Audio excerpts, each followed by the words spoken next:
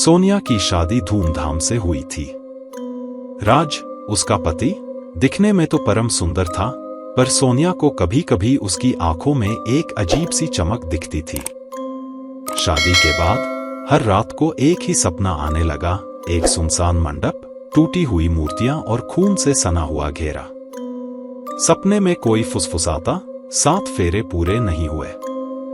एक रात सोनिया नींद से खुली तो देखा राज खाली चारपाई पर बैठा है, चेहरा उतरा हुआ।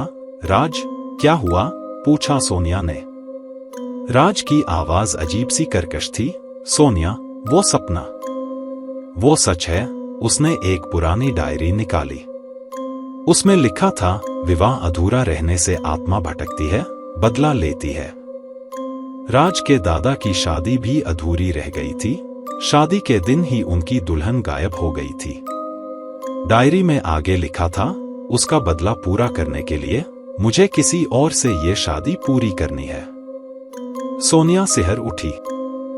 क्या राज उसे उस अधूरी शादी को पूरा करने के लिए लाया था? उसी रात हवेली में अजीब सी हरकतें होने लगीं। हवा में हल्की चीखें गूंजती, दीवारों पर खून के धब्बे उभरते। फिर वो रात आई जब सोनिया उठी तो राज गायब था।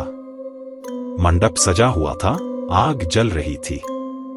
अचानक हवा में एक सफेद साया लहराया और सोनिया की तरफ बढ़ा। उसकी आवाज राज जैसी मगर कर्कश थी।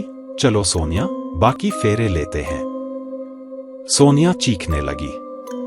अचानक उसे दादी की दी हुई मंगलसूत्र याद आई। उसने उसे जोर से पकड़ा। उसी क्षण हवेली में भयंकर चीख गूंजी। सुबह को सोनिया बेहोश पड़ी थी। राज कहीं नहीं था। हवेली में सिर्फ वही पुरानी डायरी मिली, जिसके आखिरी पन्ने पर खून से लिखा था, 7 फेरे पूरे नहीं हुए।